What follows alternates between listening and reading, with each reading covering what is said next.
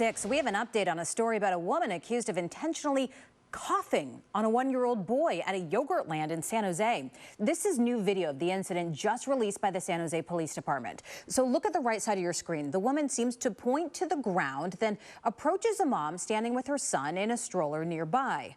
Watch as the woman just pulls down her mask, and then she coughs 2 to 3 times in the baby's direction.